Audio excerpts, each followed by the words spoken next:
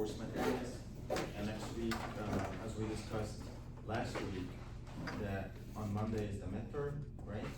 And Wednesday is the project presentation, right? We need to follow this schedule so that we can have the grades out on time. All right, so today is very important. Why? Because as I told you, there will be 3 questions in the midterm, or 4 questions. One of them, it will be in this class. So today I'm gonna introduce the stiffness method. We are not gonna go deep into the stiffness method. I'm just gonna tell you a general idea how the stiffness method is working. So let's start by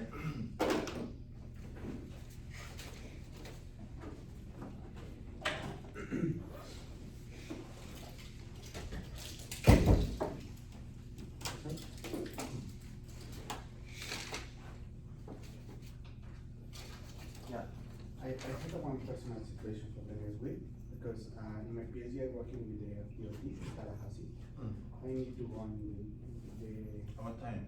The midterm or the? I don't know. I'm going to try only for the Tuesday, Wednesday.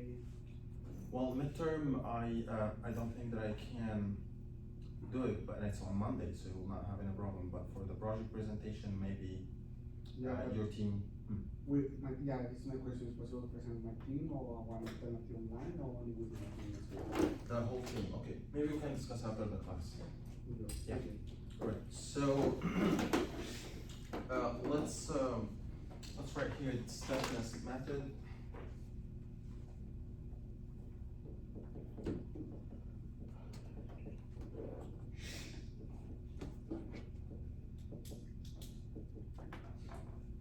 All right. So stiffness method is that. Do you guys remember when we wrote Hooke's law? So Hooke's law is B is equal to K multiplied by delta, right?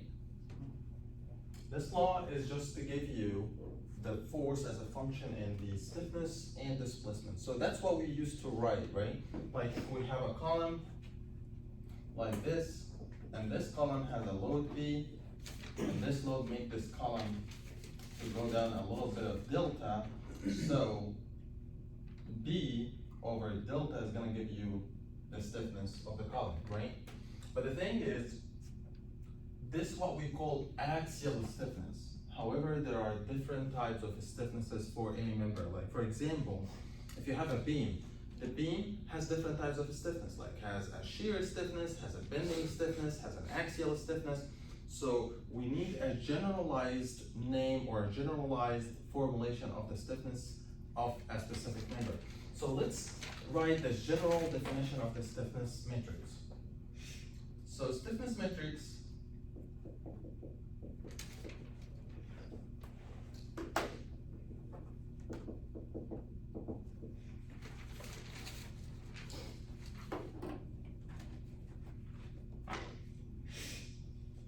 is a mathematical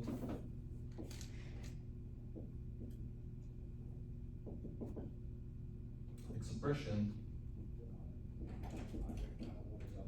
or a representation of the rigidity of the structural member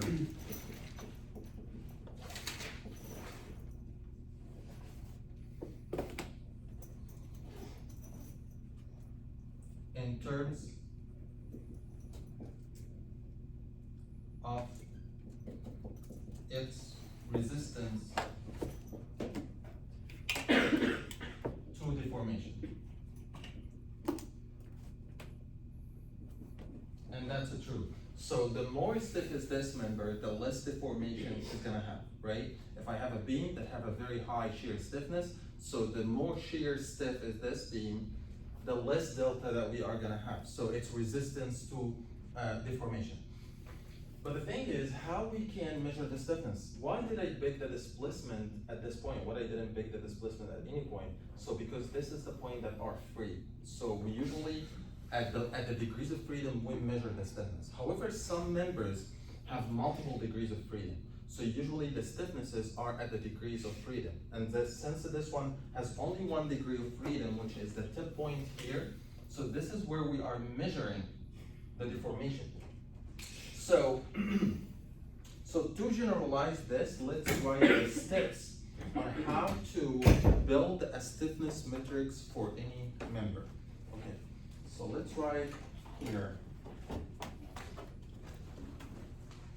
how to build element stiffness matrix.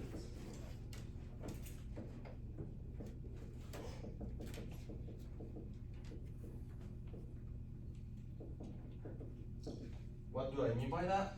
Like if you have a truss member, like if you have a truss something like this,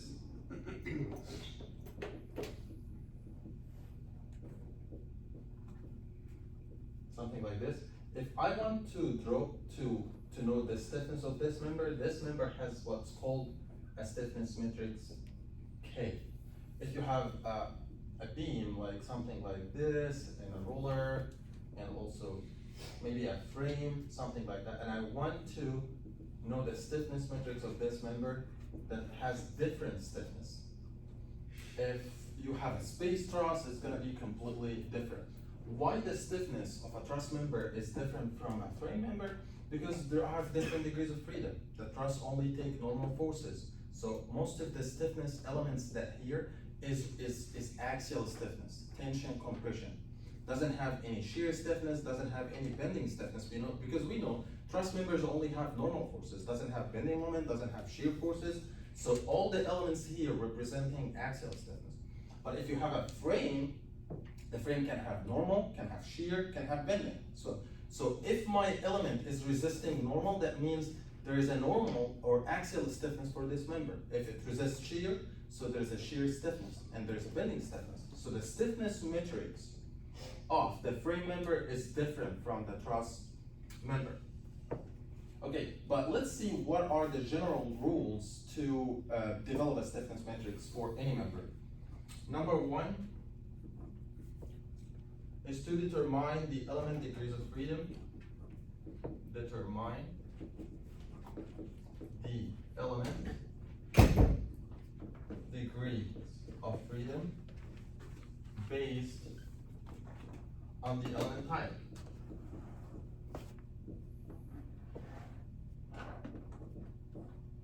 What do I mean by element type? Like this is a truss member. The truss member I know has 2 degrees of freedom at each point, so it has 4 degrees of freedom. But if it's a frame, the frame has 2 translation, 1 rotation, 2 translation here, and 1 rotation has 6 degrees of freedom.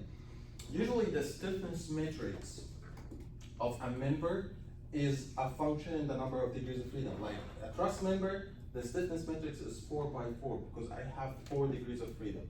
The stiffness matrix of a frame member is 6 by 6 because it has 6 degrees of freedom.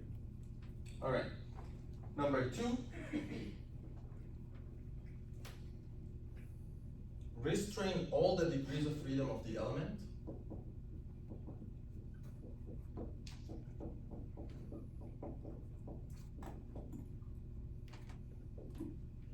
Number 3, I'm gonna show you how we are gonna use all these steps to generate a real stiffness matrix. Assign a unit deformation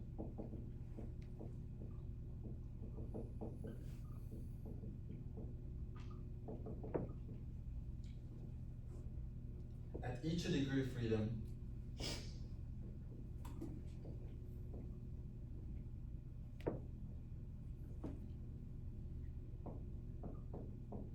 one at a time.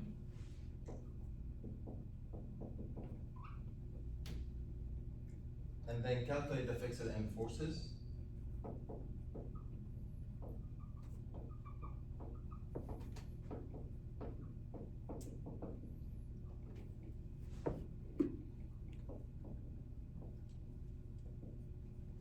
Number 4, construct the n by n stiffness matrix of the element.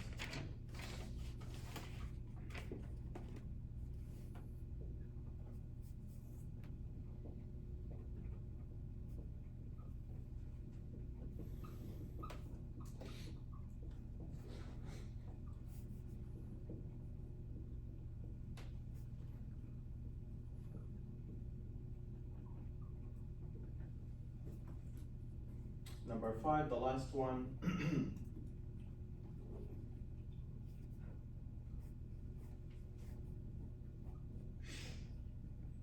Plug in the fixed end forces vector in the stiffness matrix of the one. Let's see how we can do that. All right. First, I'm gonna start with the stiffness matrix of bars. Let's see here. Stiffness matrix of bars. So the bar is something like this that only take axial forces. Something takes it here, and you have a force B here, so this is what's called bar. So if you have a bar, we can represent this bar, something like this. Something like this with a stiffness K.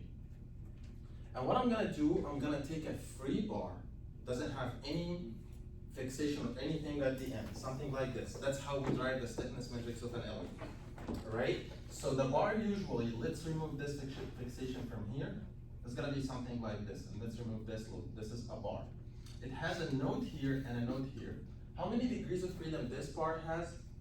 So when we talk about free bars, bar something like this, not a truss member, it is usually have a degree of freedom here, U1, and degree of freedom here, U2.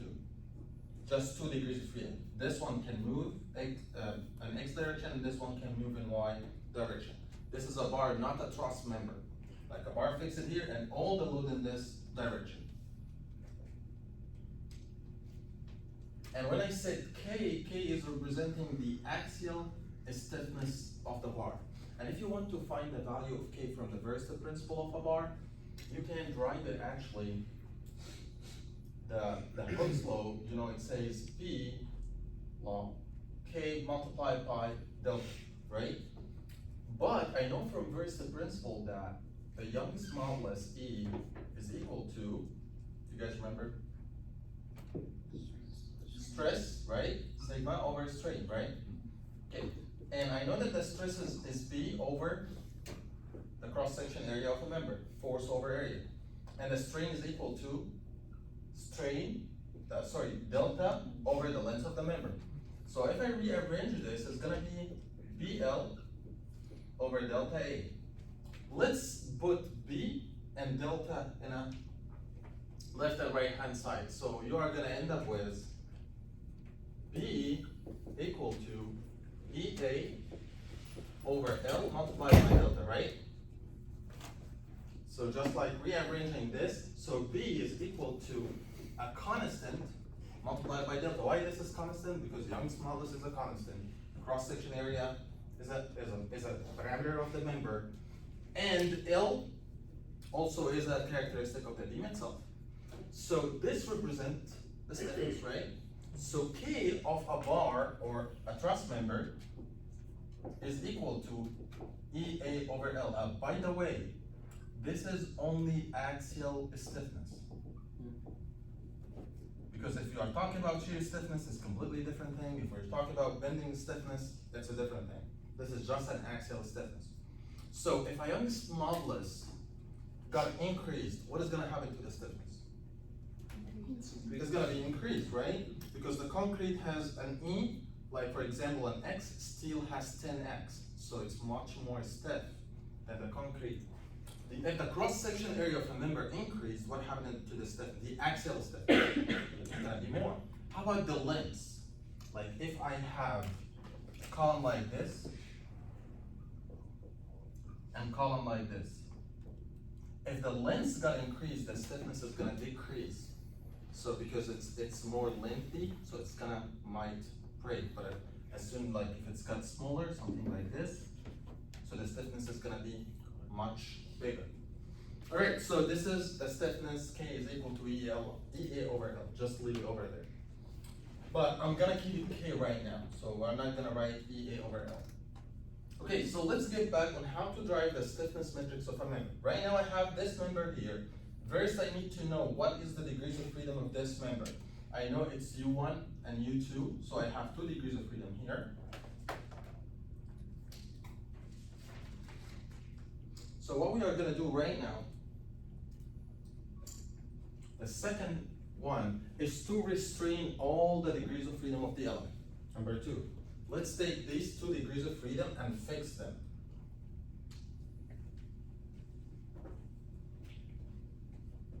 Like this. I will fix it here and fix it here. I fix it down. Then the second step is assign a unit deformation at each degrees of freedom. Why a unit deformation? Because unit deformation is the one that is going to lead you to the stiffness. Why? Because I have B is equal to K multiplied by delta. So if the deformation is equal 1, so the force in the member will be equal to the stiffness. Okay? Because the stiffness is defined as a force per unit deformation. So if the deformation is 1, so the force that you calculate in the member is equal to the stiffness. And actually this is how we get the stiffness in the lab. If you have a member and you want to know what is its stiffness, take it to the lab, elongate it by unit load, and calculate the force. This force is the stiffness. Okay? Alright, so what I'm gonna do is, I'll take the same member, like this, and what I'm gonna do, I'll do the same thing. Another one here.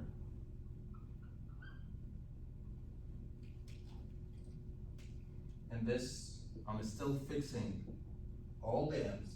And what I'm gonna do, number 1, at degree of freedom U1, I'm gonna assign unit deformation. I'm gonna make U1 equal to 1, while the other one is 0, fix it. And then next time, I'm gonna fix this, and I'm gonna put U2 is equal to 1, and the other one is fixed. That's what I'm saying here. Assign a unit deformation at each degree of freedom, one at a time, and then calculate the fixed end forces. Let's calculate the fixed end forces. Assume that you have this spring, and you hold this support and push it. What the force that you need outside to make this point move a unit displacement? What the forces that you need here so that this support can move unit displacement? I know that this is K, and this is K. So I need a force here is equal to the delta multiplied by K. So I need a force here is delta, which is 1, multiplied by K, so that I can make this movement, right? And there will be a reaction here, because to be stable, because this one is not moving, so there will be a force 1 by K, right? So I'm telling you, rather than assigning, like if I have a column, and then I'm telling you, okay, I'm gonna make this point move from here with a delta equal to 1. How you are gonna make this? How you are gonna make this point move from here to here with delta equal to? So definitely you apply the force.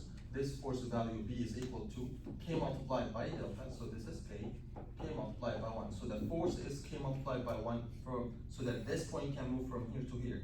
And the reaction here is gonna be equal to B, K multiplied by delta, which is equal to 1, right? So 1 multiplied by K and 1 multiplied by K from the other side. Same thing here. For this point to move, 1 in this direction, so where the force is supposed to be? What is the direction of the force? Should be this way or this way?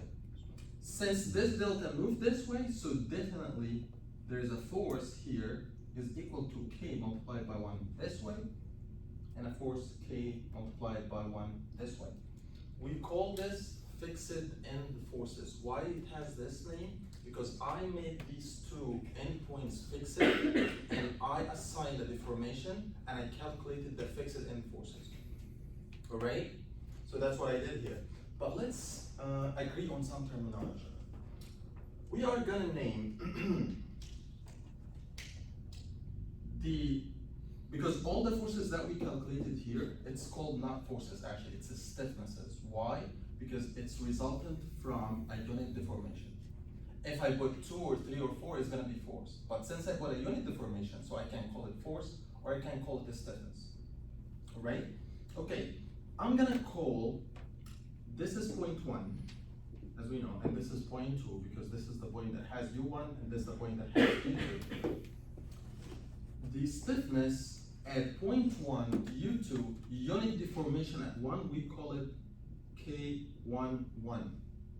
So, K, MN, M is the point number,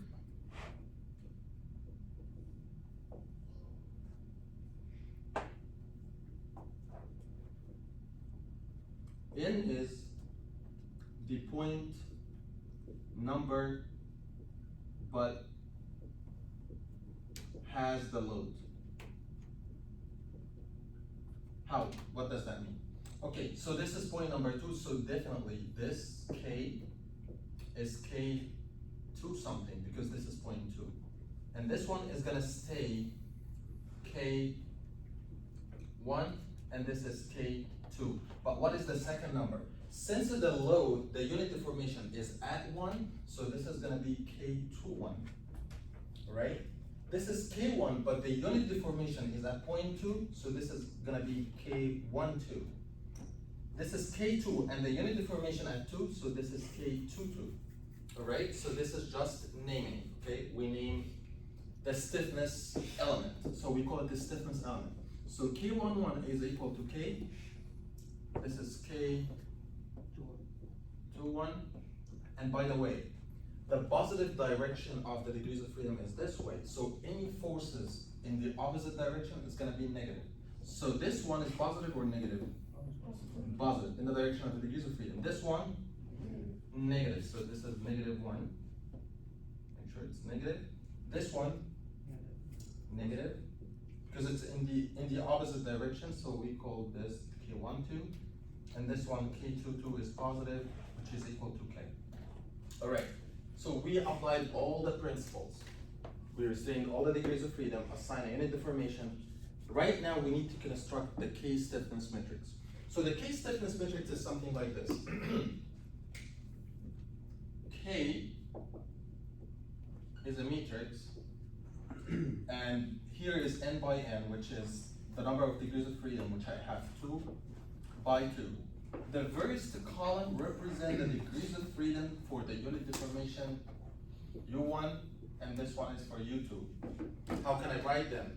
So the first column, you will take this K11, it's gonna be something K11, and then you will put here K12.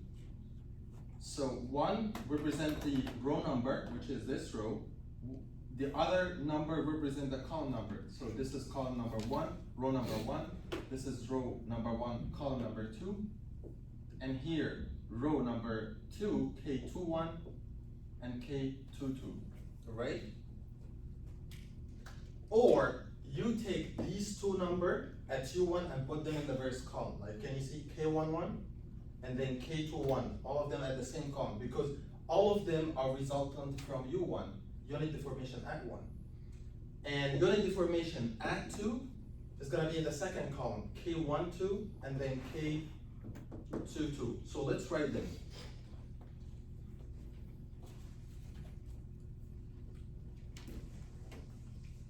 So the stiffness matrix of this member, K,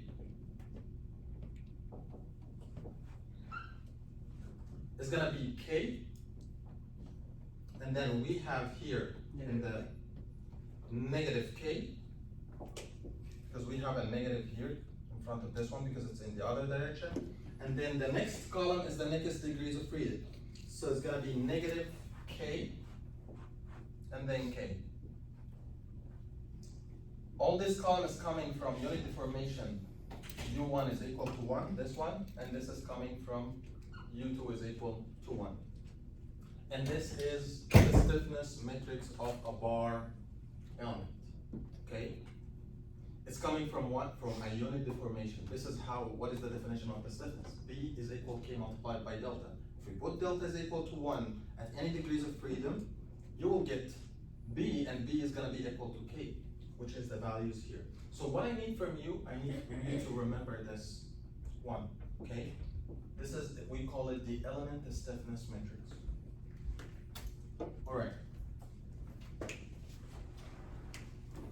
The next part, we need to distinguish between the element stiffness matrix and the structure stiffness matrix. So what I did here, I took an element and I got the stiffness matrix of the element over there, right? But what I want to do next, I want to get what is called the structure stiffness matrix. So there's a difference between the element stiffness matrix and the structure stiffness matrix. What is the difference? You have a member free in the space. By the way, this member is unstable. What I did here, I have this member have 2 degrees of freedom. So if I lift this member, it's gonna fall. It doesn't have any fixed or anything. So we call this a stiffness matrix as unstable matrix or a singular matrix because it is based on a member that is free, okay? But if we have a structure, the structure it should be stable, right? So we need to find the degrees of freedom of the structure, and we get the stiffness matrix of the structure based on its degrees of freedom. How? Let's solve an example.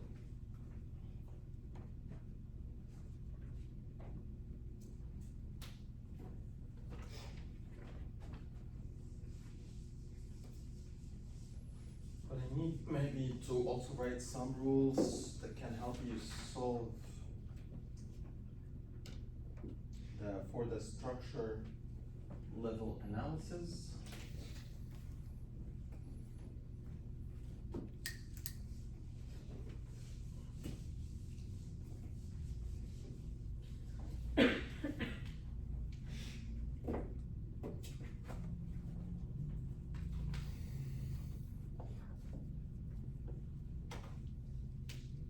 How to solve the structures using stiffness methods. How to solve structures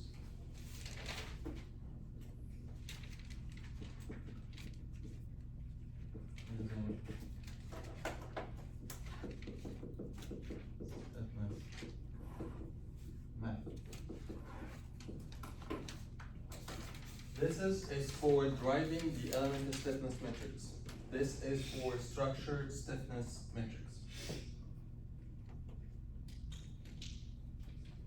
For structures, number 1,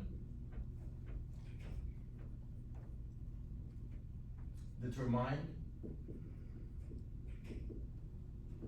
the structure degrees of freedom.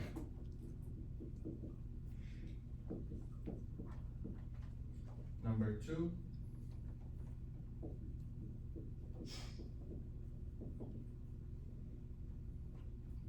determine the nodal and fixed end forces.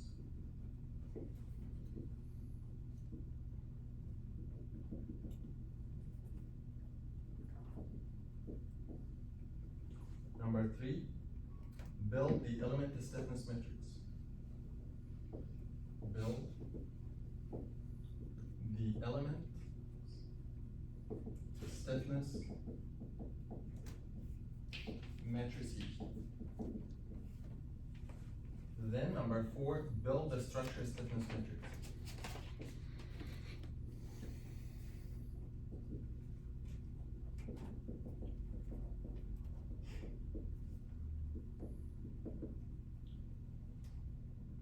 Number 6, calculate the structure deformation.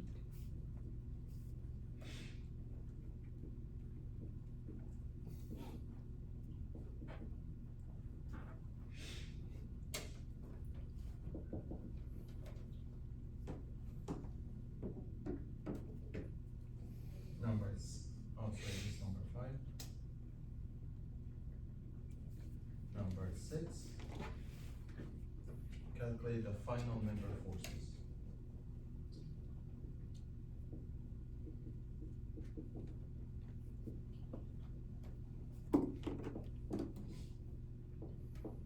Okay.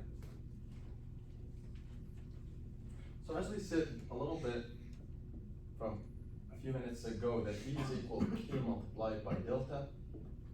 This is if we have only 1 degree of freedom, but if we have multiple degrees of freedom, we need to change this, and we need to make a vector of forces. It's called the F total on our members is equal to the stiffness matrix of the the member multiplied by the deformation on this member.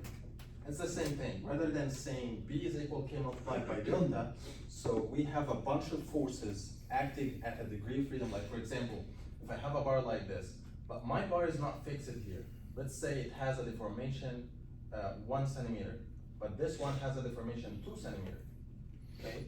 So what happened? Actually, this member doesn't have 2 centimeter tension. It's only 1 centimeter, like 2 minus 1. So you need to account for this and account for that. How? I need to put it here, okay? Like I put the stiffness matrix and I put the deformation of the vector deformation, multiply them together, you are gonna get what is the total force. And the force will be in terms of what is the force here and what is the force here. Same thing if it's fixed here, like let's say that the deformation here is 0, but the deformation here is, for example, 1 centimeter, okay? You will get how much force that can make this 1 centimeter happen, and you will get what is the reaction on the other side. How? From this one. But the thing is, F total sometimes might have different types, like how? There's some things different between nodal forces and fixed end forces. What do I mean by that? Let's assume that we have a beam like this, and it's fixed from here, and I have a load here. This load, indirectly, making force at this degree of freedom, right? Because I have only 1 degree of freedom at this, right? Okay, so I want to know, because since I have U here, I want to know how much moment happened here that can make this U to happen. To do this, I need to know the reaction. So you will find, after solving this problem, you will find that there is a moment here, and there is some kind of forces come here from this load, okay? Like this one is gonna bend the beam, so there's some load is gonna happen here. So we call this fixed end forces, okay? But sometimes I put direct load on the joint. Like let's assume, for example, part of the load I put a moment at this location, M is equal to 10. We call this nodal force, direct load at the direction of the degree of freedom, okay? So there is some of loads that coming from reactions and some of loads coming from the loads itself. So sometimes we divide this like F total is equal to the vector of the nodal force N, a direct load on the joint, minus F fixed end forces, loads that comes from the fixed end. And why it's minus? Because the nodal force are a load, are an action, but the fixed end forces are a reaction. So we need to put a minus. Like, okay, let's think about it like same beam like this. What happened actually in real life if I have a beam like this with this amount of load? What we do is we say that I have a reaction here, I have a reaction here. But how this reaction was developed? Because there was an action from the other side this way, making moment this way. So the support is responding and make a reaction, okay? So that's a load, but that's a reaction coming from the support resisting this load, right? So nodal force is a load, but fixed end forces are a reaction. That's why we put a negative. So we can rewrite this equation. It's gonna be something like F total, it's not F total, it's gonna be F nodal. And then I'm gonna, like, if I put this here, I can send the fixed end forces to the other side, plus K multiplied by the deformation. So you are gonna end up having this equation. I just did some rearrangement. You can keep this equation like this if you want. Okay? So what I did here is just like I redeveloped the B equal K delta in a matrix format so that we can deal with the complex structures, because not all our structures are gonna be simple like this one, a column that has B and has like only one delta, right? Okay, so let's see an example to practice this part.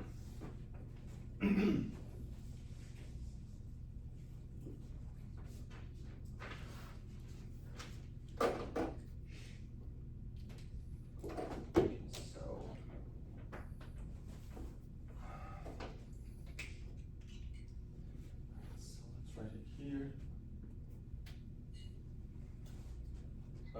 rigid body, something like this, and it's connected to 3 springs.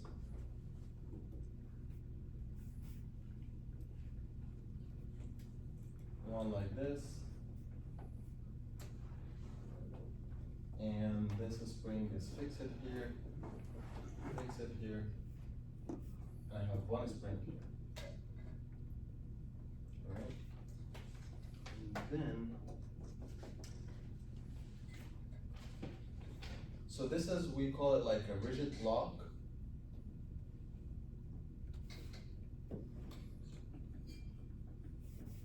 And by the way, this rigid block is either moving this way or moving this way, okay? Cannot rotate, cannot do any other movement.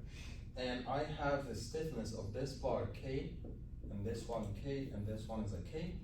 And there's an external load on this block, like this. I have 10 ton applying here, and 10 ton applying here, right?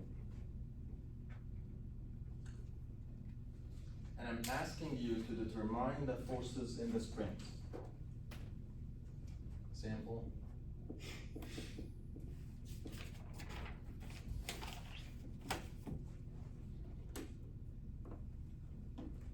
Let me write it here.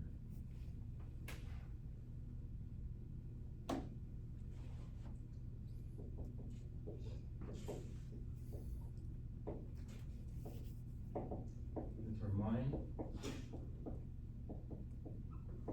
the forces in the spring. I want to know what is the force in these springs. Actually, I can do this without any calculations. If you guys remember, do you remember when we talked about the barrel springs and series of springs? Is these springs are in barrel or in series? Before that, how many degrees of freedom I have in this problem? As a structure, how many degrees of freedom this structure have? 2. Where are the 2? Like left and right. But this is only 1 degree of freedom. It's one direction. It's just the U can be positive or negative. So it's only 1 degree of freedom. This block can either move this way or move this way. So it has U1. Cannot go up, cannot go down, cannot rotate. Okay? So it's only U equal like U1. And that's actually the first step to solve the problem, is to determine the structure degrees of freedom. And I got it. U equal only 1 degree of freedom. So, and actually this structure is as simple as that. Like if I want to do it visually, this structure is something like this, a block, and there's a three springs, something like this. It's restraining this block for movement. And I can put it this way, it's the same thing. It's rather than having, like if this one is moving this way, these 2 springs are in compression and this one is in tension, right? So you have 3 springs are restraining the movement, okay? So if I want, and I have a force like 20 ton is going this way, so if I want to know the delta, and I know that these springs are in parallel, so K is equal to K1 plus K2 plus K3, as we did it before, like 3K. So the delta that this one is gonna make is gonna be equal to B over K. So 20 over 3K. So I know the displacement. And if I want to know the forces in each one of these springs, what is the value of the force that each one of the, given that all of them has the same stiffness? This is gonna have a B, B, and B. Do you guys know? 20K compressing 3 springs. What is the reaction in each one of these springs? 20 over 3, right? So you have 20 over 3 here, 20 over 3 here, 20 over 3 here. Same thing like this problem. Like when this one moves this way, this is gonna have 20 over 3 and this have 20 over 3, but these 2 are compression, this one is attention. If this one is moving this way, but if this one moving this way, this is gonna be in compression, these are gonna be in tension. this is how the problem look like. But let's solve these problems using the basics of the stiffness method. Constructing the stiffness elements, the stiffness matrix of the structure, and solve the entire structure. So let's do it step by step. I determine the degree of freedom. Number 2, determine the nodal and fixed end forces. So I need to build these vectors, Fn and Ff. I'm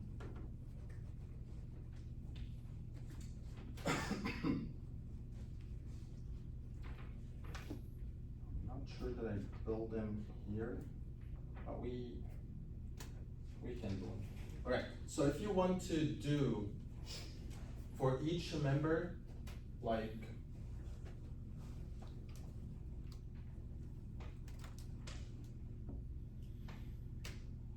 I don't think that we need to do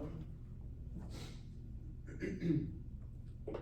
Like if you got the fixed end forces for these members, what I mean by fixed end forces, you fix the degree of freedom and see if there's any fixed end forces. Like if I fix U1 from movement, so each spring is gonna be something like this, like this spring is gonna be like this, and the other 2 springs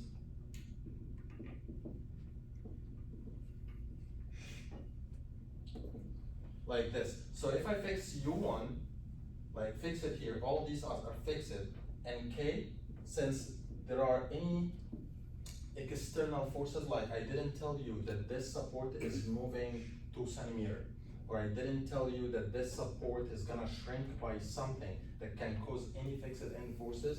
So the forces in all these springs are 0, like that, as a fixed end forces. Like let me say here, fixed end forces is equal to 0s.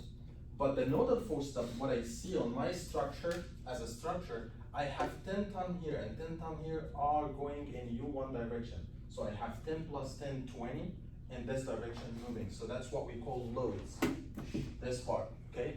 So we are gonna get there. But let's get to do the third part, how to build the elements of stiffness matrix. I have 3 bars, this one, and this one. I have 3 elements. This is element number 1. This is element number 2. This is element number 3. So let's step number 3, build the element stiffness matrix. The element stiffness matrix, we did it here. K is equal to K, negative K, negative K, K. So I have member number 1, K, member number 1, K, negative K, negative K, K. Member number 2, same thing, because all of them has the same K. K, negative K, negative K, K. Member number 3, K,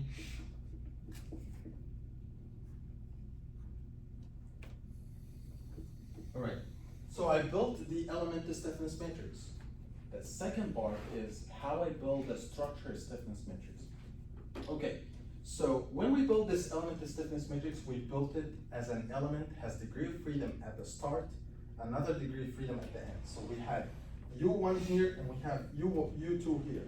But when this element is plugged into a system like this, it's not free. So this element is free to move on the other end, but the other end is fixed, right? So what is the degree of freedom here? It's 0, it's not moving.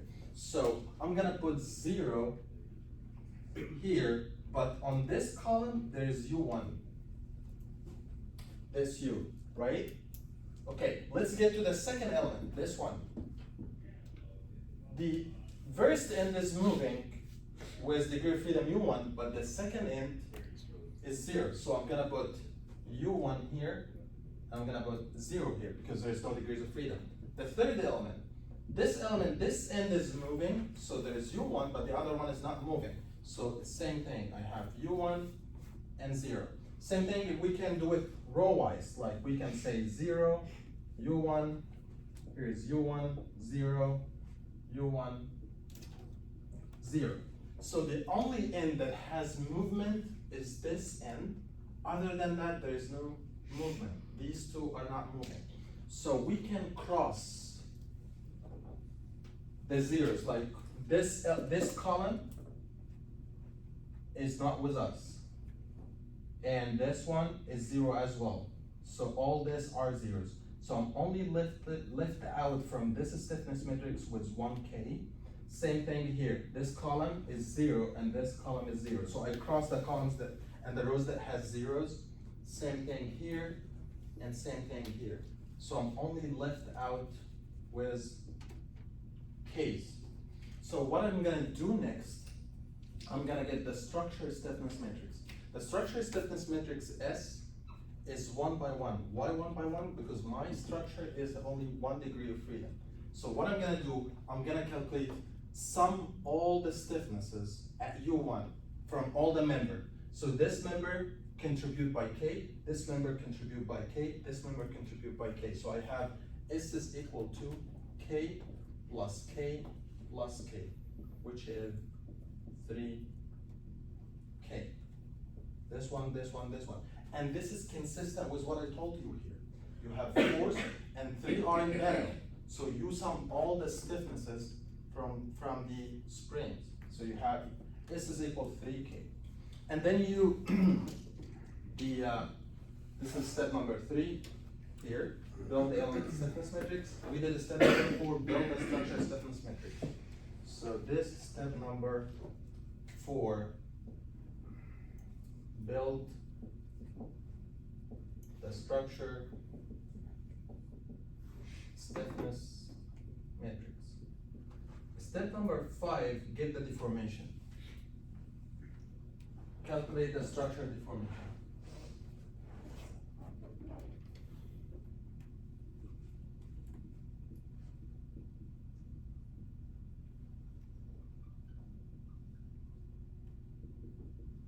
How can I calculate the structure deformation?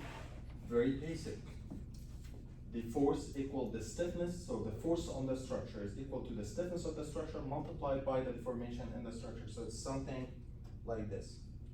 Professor, Yes. why the matrix in the P2 and P3 is the same in the matrix?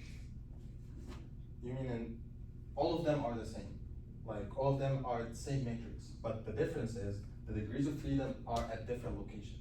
For member number 1, the degree of freedom is at the second end. But for these 2 members, the degree of freedom at the first end. This is the member, Yeah. This one is fixed. So we have 0 at the first end and then U1 at the second end. But for these 2, you have U1 at the first end, but the second end are fixed. So there's no degree of freedom, so they are the zeros. Oh. Okay, so this member is not like these 2 members. So these 2 are the same, right? Alright, how can I calculate the structure stiffness matrix? I'm gonna substitute in this rule, but this rule is for element, but we can do the same thing for the structure. So for the structure, same thing, F nodal is equal to the fixed end forces plus S multiplied by U. Don't have any space, but yeah. So I don't have any fixed end forces, but I have F nodal, like I have 10 and 10 applying in this direction. So let me clear the board.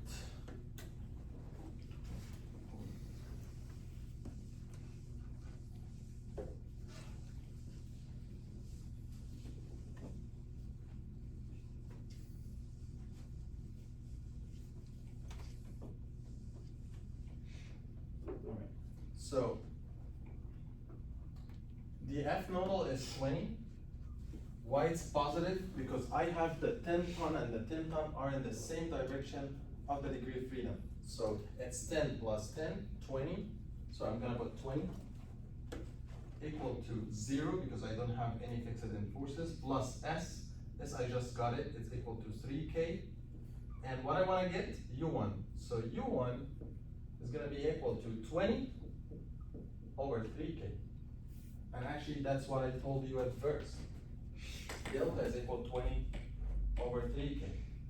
The total the total force over the entire stiffness. So I got U1, but what I want to get, I want to know what is the forces in each one of these members. So I'm going to use this rule.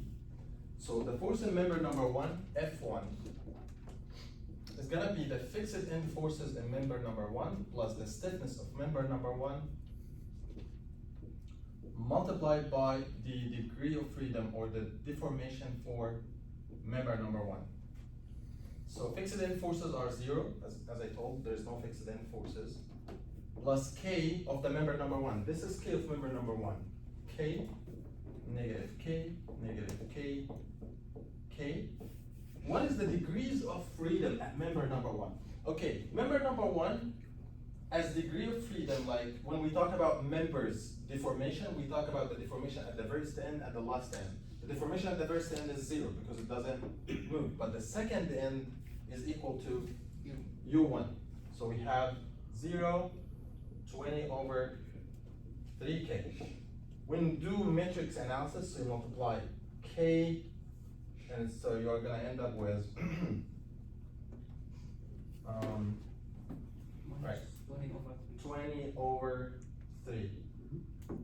You'll have here negative 20 over 3. Okay, K multiplied by 0 is 0, and then negative multiplied by positive, so it's gonna be negative, and you have K here and K here, so they will be crossed.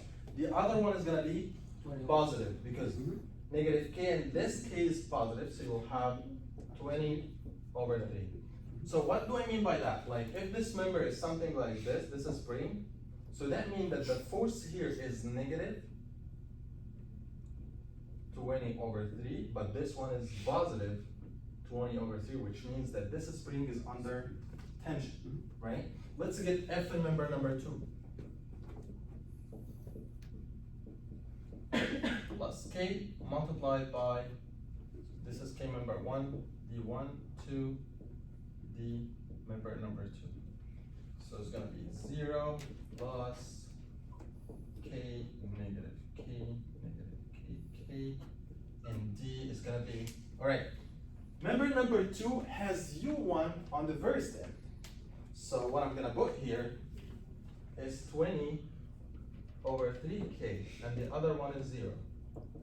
So this one is gonna be 20 over 3, and here's negative 20 over 3. So if I draw this member like this, so I will have the force at the first end is gonna be positive this way, 20 over 3, and the other end is gonna be negative 20 over 3. So that means that the other member are under compression, because this one is moving this way, so the force here and the reaction is on the other side. Same thing for member number 3, you can get F is 3, and it will be the same thing like this one. Does any of you have any question? I know you will say, okay, why did we did all of that? We build the stiffness matrix of the member, and we build a structural stiffness matrix, and then we calculate the deformation, and we get the member forces. Why we don't do it like this in 2 steps? This is just a simple problem. Sometimes the problem is gonna be complicated, and the only way to do it, not only 1 degree of freedom, maybe 2 or 3, is gonna be, so this equation, rather than it's one line, like this one, is gonna be a big matrix. This one is gonna be 3 by 3 or 4 by 4. So this is the steps how to do it. Okay, let's do another one, 2 degree of freedom, so that we can see when it gets bigger how it.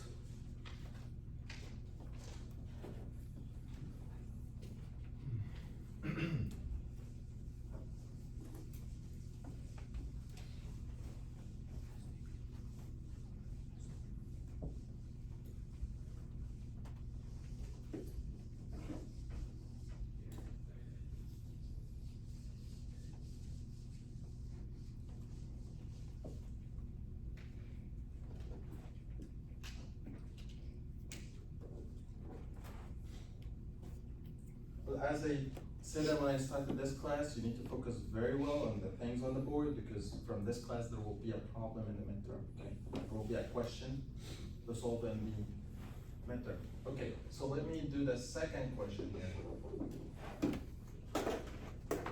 Example.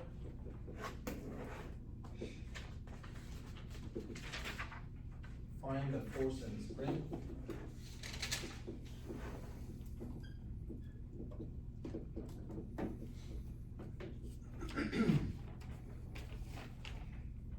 And K is equal 1,000 tons per meter. The system springs that we have right now is gonna be in series, not in barrel, something like this. And we have 3 springs are in series, and not all of them equal. The first one has K, the second one is 3K, and the third one is 2K, all right? Now let's find the loading system on these springs. The first spring, by the way, how many degrees of freedom is this system?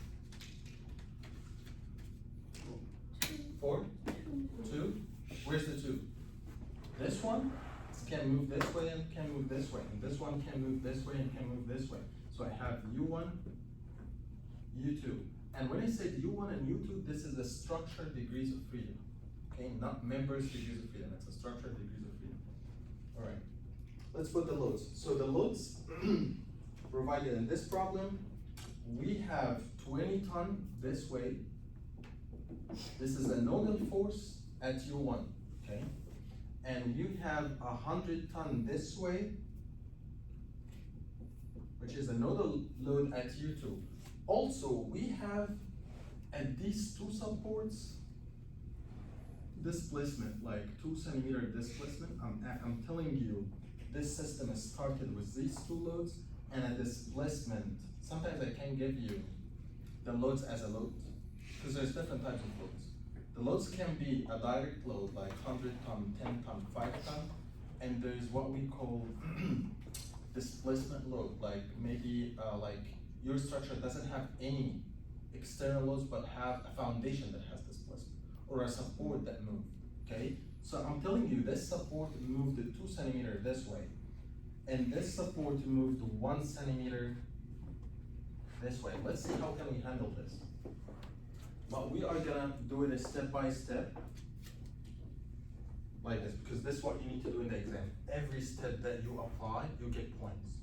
First step that we did, we determined the degrees of freedom, and we put them here. You need to show it to me when you start the problem. If you didn't show me the degrees of freedom, you might lose one, okay? The second step, determine the nodal and fixed end forces. Okay, the nodal and fixed end forces on each member. Okay, you write like what I'm doing right now. I'll write step, for example, number 2, nodal. Nodal, I mean like forces at the nodes. And fixed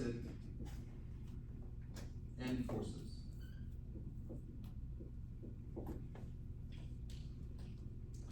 All right, so for fixed end forces, what I mean by fixed end forces, to fix all the degrees of freedom and find how much forces do you have. If I fix it, this degrees of freedom, U1 and U2, so it's gonna be something like this. I have this spring, this is gonna be fixed, and this is gonna be fixed. And the other spring is something like this. This is gonna be fixed. Same one as the third spring. All right, I fixed the degrees of freedom. If I fix it this load has nothing to do. I'm gonna make these 2 loads are in the nodal forces, not in the fixed end forces. How? Okay, I'm gonna write a vector. F nodal for member number 1. For member number 1, this one I'm gonna call it member 1. This is 1, this is 2, this is 3, just number. For member number 1, doesn't have any nodal forces here, but has a nodal force here. So at the first end, you have 0 nodal force, but this one is negative 20. This is for member number 1. Member number 2, F nodal force for member number 2. Well, okay. So I think the nodal force.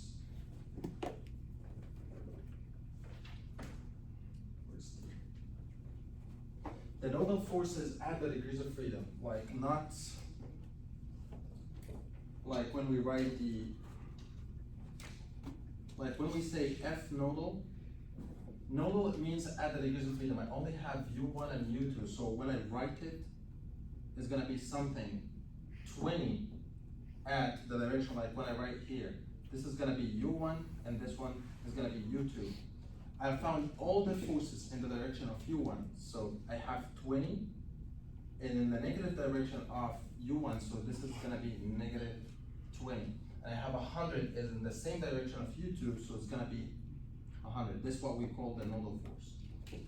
Okay, so let's get to the fixed end forces. The fixed end forces is that I have to fix the degrees of freedom, like I fix this and I fix this, and I fix all of these, and then I find how much fixed end forces do I have. Okay, knowing that this is a K, and this is a 3K, and this is a 2K, and I have 2 centimeter is causing this support to move, yeah, you will tell me, okay, but you said that this is a fixed end forces, how this support is moved, because this is an external displacement is moving the support itself. So the support, the fixed support itself is moving. Like if you have this as a wall, and the wall itself is moving. So I'm gonna put this as a load here, 2 centimeter. And I have this one is moving 2 centimeter. Let's find the fixed end forces due to this pattern of flow. The fixed end force on this member is 0 because there is no external displacement. But let's find it here. I need a force here to cause this displacement K multiplied by delta. And I know that K is equal 1000. So the force here, K multiplied by delta, which is 1000 multiplied by 2 centimeter, 0.02. Why convert it? Because this is centimeter and this is centimeter, so I have to convert it to meter. And definitely there will be a reaction from the same value. When I multiply this, it's gonna be 20. So I have 20 from the other side. This one is 1 centimeter, sorry. Because I have 1 centimeter here.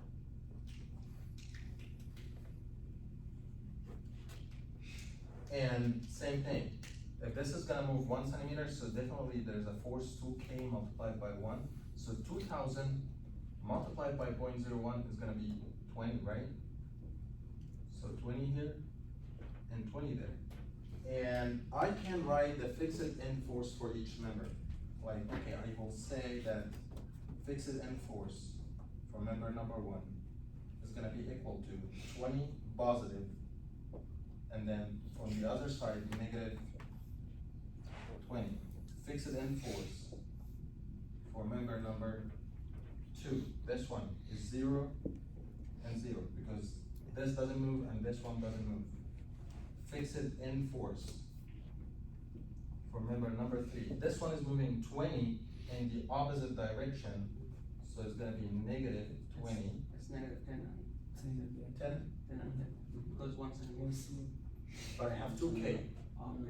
So you have 2K, this is 2000, multiply 2000 by 0.01, so it's gonna be 20 as well. So negative 20, and then you have 20 on the other side. Pay attention to the K's. You have K, 3K, 2K. All right, so this is member number 3. Okay, so we are done with the nodal and fixed end forces. Nodal for the structure, fixed end forces for the member, which is step number 2. Let's build the elements stiffness matrix and pay attention to the case. Number 3, element stiffness matrix.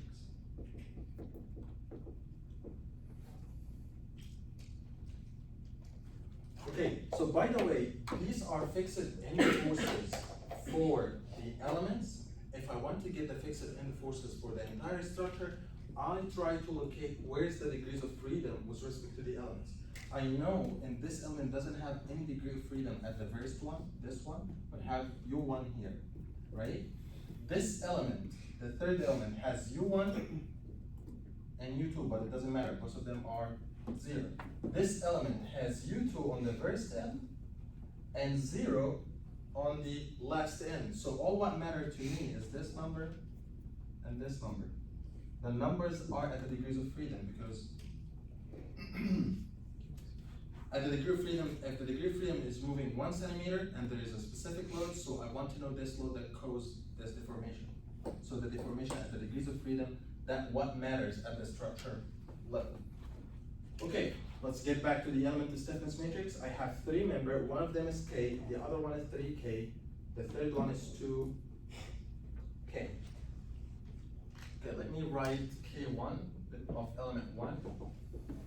So K, negative K, negative K, K. You need to always remember this stiffness matrix. K number 2, 3K, negative 3K, negative 3K, 3K. K number 3, 2K, negative 2K, negative 2K, and positive 2K. Right, we're gonna do a little bit of manipulation to convert these 3 element stiffness matrix to a structure stiffness matrix, S. And the S of the structure, what is the size of the matrix? This is the entire structure. This is the stiffness matrix of each element. But I want to write the stiffness matrix of the entire structure. As I told you, it is function in the number of degrees of freedom. I have 2 degrees of freedom, so it's gonna be 2 by 2. But how can I find the 2 by 2? It has U1, U2, U1, U2. So I want to find the stiffness elements at each degree of freedom. How? Okay, let's get to member number 1. Does member number 1 in the structure have a degree of freedom at the first end? Is there a degree of freedom here? No, right? So I have 0. But the second end I have U1, right? So 0, U1. How about the second element? It has U1, U2. The third one, U2, 0. So you cross the zeros because I don't need them, so you don't contribute to the structure stiffness matrix. So I cross all the rows and I cross all the columns that has 0. 0, 0. So what I'm gonna do is, this is U1, U1 has K. So I sum all the elements with its corresponding location. So K is gonna be summed up with, get it here, this one. So S is gonna be something like this, S2 by 2. Let's do it. So I have U1, and U1 I have K coming from here, and I have 3K coming from this one because I have U1, U1. So I have plus 3K. There is nothing U2, U1 from any one of these, so this one is gonna be negative 3K, and this one is gonna be negative 3K. Let's get to U2. You have 3K coming from here, and you have 2K coming from here. So you sum this and this, so it's gonna be 3K plus 2K. Did you guys got it? You sum this plus this plus this, but you need to eliminate all the zeros. And how can I do this summation? So you do anything that has U1, U1 need to be summed with U1, U1. I have here U2, 2, we here U2, 2. So it's gonna be 3K plus 2K. So this is gonna be 4K, negative 3K, negative 3K, 5K. I have this. The next step is, this is number 4, which is this one, build the structure stiffness matrix, S. Number 5, get the deformation. For the deformation, I need to substitute in this equation, the fixed in, the nodal force, F nodal, is gonna be equal F fixed in forces plus S multiplied by U. I want to find the deformation, and when I say U, I need to find what is the deformation, U1 and U2. So the nodal force is this one, negative 20 and 100, coming from these two, negative 20 and 100. And the fixed end forces is coming from the member, when I told you I have negative 20 and negative 20.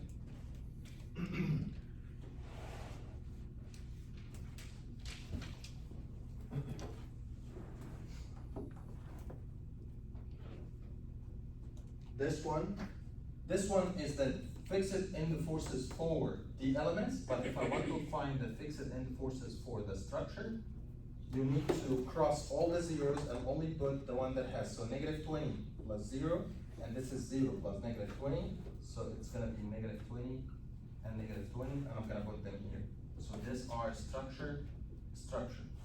And the S stiffness matrix is here, 4K, which is 4,000, because we have K is 1,000, -3,000, and -3,000, and 5,000. U1, U2.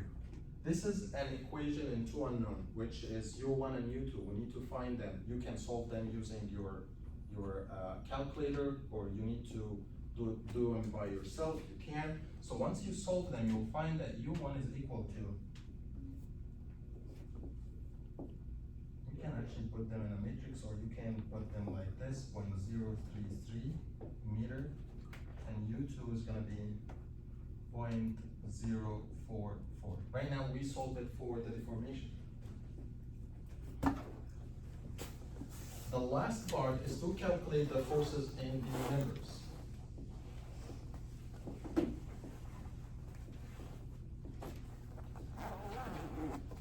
Member forces, number 5.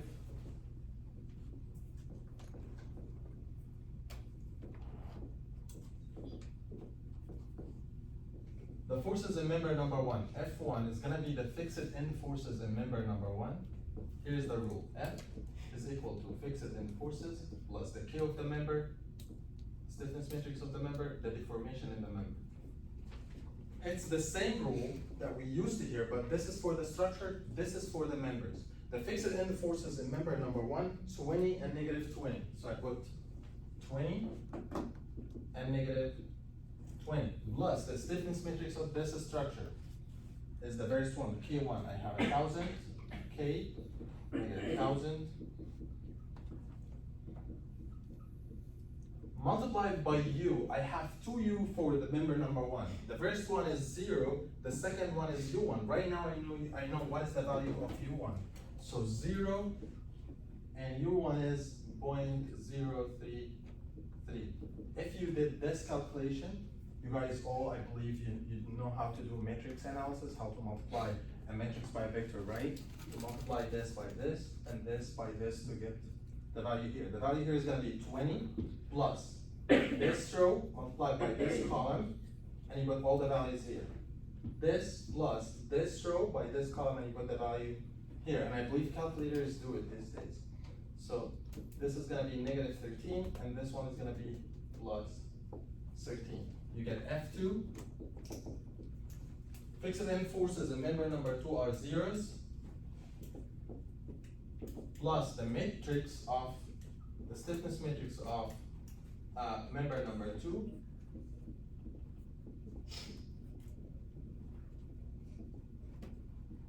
and the deformation in member number 2. I have U1 and U2, so I'm gonna put the values of the deformations that I have here: 0.00, 0.033, and 0.044. And when you do the matrix multiplication, it's gonna be -33, and this is +33. What I mean here by -13 and +13, so if this is the spring, so this is gonna have -13, and this is gonna have +13. This one is gonna have -33 and +33. And then F3 is gonna be -20 and 20. Plus 2,000, the stiffness matrix.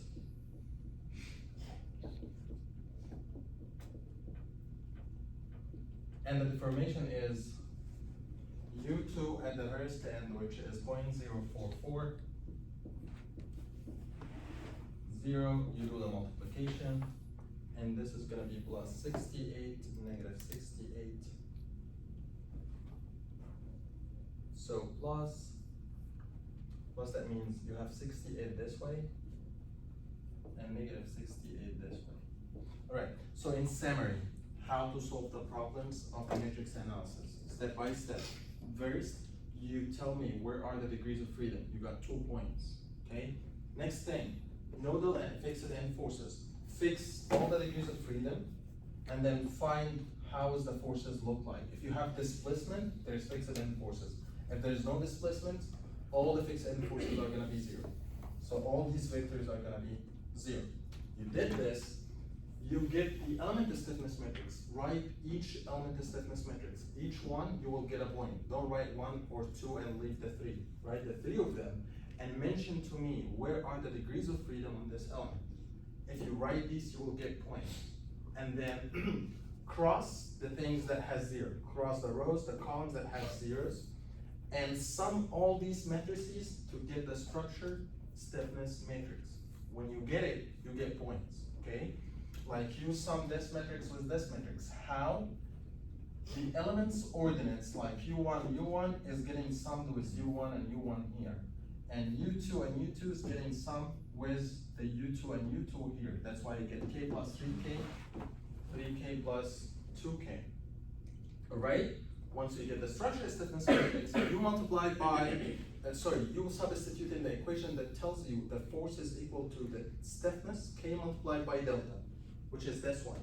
F is equal K multiplied by delta. Alright? That's what I did here. So I have a force here, the nodal force, the fixed end force, stiffness multiplied by delta. All what I want from a structure analysis problem is to find forces. And I find forces by getting deformation, by getting U1 and U2. This equation is gonna get me U1 and U2. Once I get them, I substitute in this equation of the element to get the forces in each member. Okay, same thing. Stiffness multiplied by deformation, but at the member level, not the structural level. The structural level gives me the deformation of the entire structure. And then I take the deformation at the member level to get the forces at each member. So do them step by step, you will be able to solve the problem, okay? Don't mess any step, because if you mess it, sometimes not all of you get the final answer right, but at least you collect points while you are solving the problem. All right, so I'm gonna continue in this topic next lecture. I'm gonna assign one last homework as a bonus. If you wanna solve it, that's fine. If you don't, so it's up to you. And there will be a question on the exam from today's lecture, okay? So, that's it. I'll see you guys next time.